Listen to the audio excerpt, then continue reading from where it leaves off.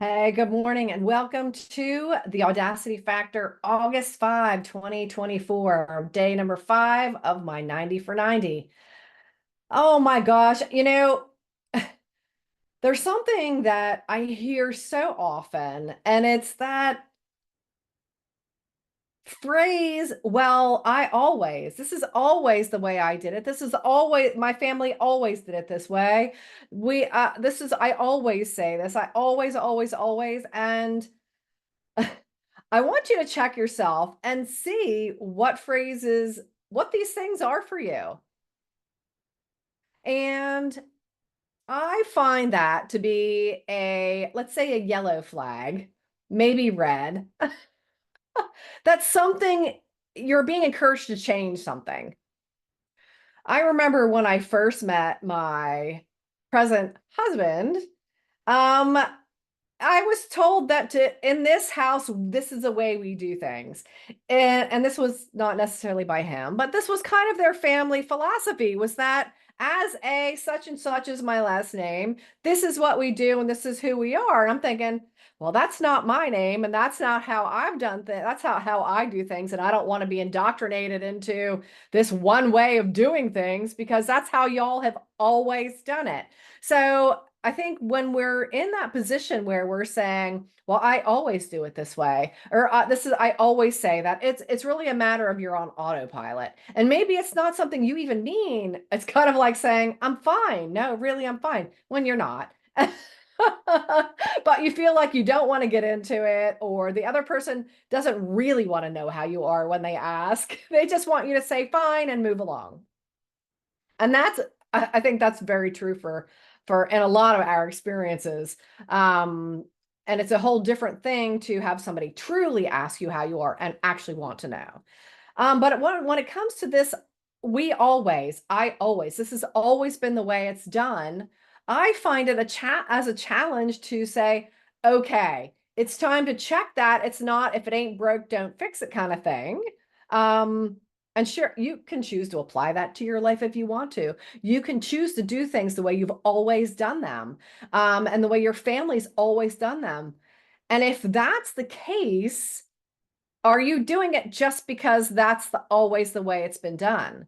Or maybe you can see maybe a different way, but you're afraid to do it because you're afraid of the reaction you may get, in particular, maybe from your family or from whatever group is used to you doing things a certain way, and you're wanting to kind of create your own scenario because it works better for you, or you want to just try something because I'm all about experimentation. I don't like to see things as success and failure. You're just experimenting. You're seeing what works and what doesn't work.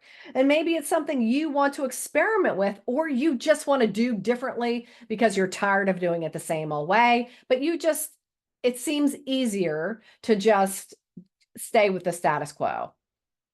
I'm definitely a fan of prodding at the status quo and rising above the mundane, transcending the mundane.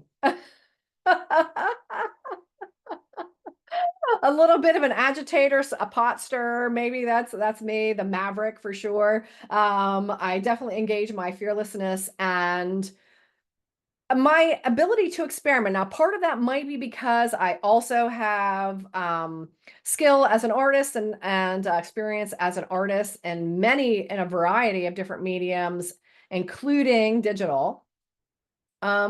So for me, it's about allowing myself to be led to another kind of incarnation or evolution, even can be the word of, what comes next, because there's always going to be something comes next. Now you can either engage with that or resist it, which brings the struggle and brings you to that feeling of stagnation. And maybe even for those around you, they feel obligated to do things this way because this is the way you've always done it, and they think they need to do that to please you. That could be the case as well. I encourage you to just take a look at that today and see, where is it that you're saying, well, this is the way we've always done it. Like every holiday, so and so makes the mashed potatoes and blah blah. And hey, if that works for you, that's fantastic. But what about in your own life when it's not Thanksgiving and when it's not a holiday, where everybody has these expectations that everybody's got a certain role? You could even play with that. Maybe everybody else is bored with it as well. Because it can be mind numbing. It can be soul numbing, heart numbing to just same old, same old. Now, I'm not talking about engaging in extra activities outside of your relationship, your marriage. That's you, that's you. And I think, that is worthy of an open and honest conversation with all people involved. Because if you set the ground rules, well, then okay. And everybody agrees. But everybody's got to have the opportunity to engage in conversation about it.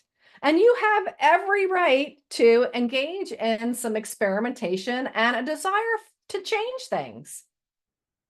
If there's something in your life where you're saying, I always do it this way, I encourage you to do it a different way, something that you're inspired to do, that you've always want to try. And if you're embarrassed, do it by yourself so that you're not, you don't feel like you're being judged by others. But even so, we can't not do things because we're afraid of judgment from other people. Because that's what it's always about. It's always about others, us being afraid of other people, what they're going to say, what they're going to do. Are they going to not like us anymore? Are they not going to be friends with us anymore? And I think that's one of the one of the biggest fears, is that feeling of being ostracized or isolated or rejected even. But being rejected from a place that you don't even want to be, is that even rejection? It's not. That's you making a decision and a conscious choice, intentional choice to move along and find a community of people, or even learn about yourself, what it is you actually believe, what you actually believe, what you actually think, what you actually want to do. Engage with that instead of, well, I always, this is the way it's always been done, and feeling like you have some obligation to do that. As the previous family depository for our family crap, everybody expected me to continue to play out that role. So when finally I was like, no, I'm not going to continue to cart all this stuff around. I don't want to. Here, y'all can have it and you decide what to do with it. I'm not taking responsibility for that any longer. And we all get to choose. We all have the ability and the right to choose for ourselves what is good for us, what feels good for us. Not based out of fear, not based out of judgment or shame or our trauma, but what will actually take us to a place where we feel possibilities and we feel good about ourselves and what's going on in our lives. But it will never be from a place of the past and hanging on to past patterns or past behaviors that you were most likely taught. And even ones that you create for yourself. It doesn't have to be forever. It doesn't have to be always. You can change your mind. Even from today to tomorrow, you can. It's okay to do that. I know, and I know I could beat a dead horse about this, but I was in this abusive relationship, and oh my gosh, heaven forbid I changed my mind. And it typically happened when I said yes to something I really wanted to say no to. And then it gave me such pain and anxiety to know I didn't want to do this thing, that I finally had to say that you know what, I changed my mind. I don't want to do that. And then I was punished for doing that. So, finally it came to me that it was less pain to just go ahead and own up to it the first time Because the changing of my mind definitely made it worse. So now what I learned from that is to choose from the very beginning what's true for me. No, I don't want to do that. Yes, I'm happy to do that. You know what? I'm not really sure. But I'll let you know or whatever. So, people can say if it's not a hard yes, then it's a hard no. I'm not sure I actually believe that because I know sometimes for me, I have to kind of wrap my head around whatever it is or my heart around whatever it is and then say, okay, is this something I really am willing to do for the good of all of us? And then I'll say yes or no, whatever the case may be. So anyway, again, I just want to encourage you and challenge you even.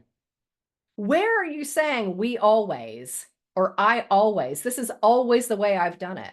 This is always the way my family's done it. And this is how I'm supposed to do it or should be doing it or whatever that is. Because that is not so. You don't have to.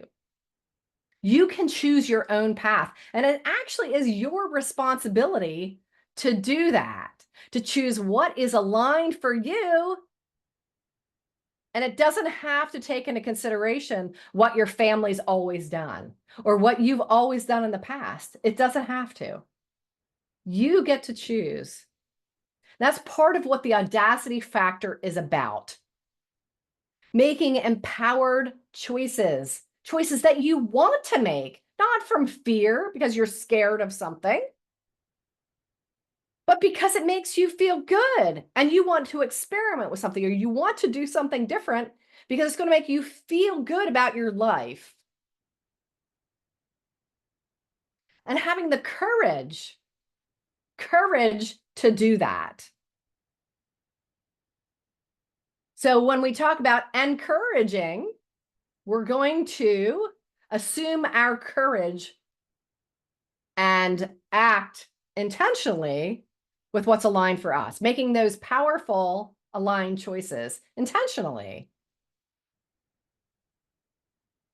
All right. So this is day 5 of my 90 for 90, and I will see you all tomorrow. And I will be doing my regular podcast episode as well, which will be episode 16 this week.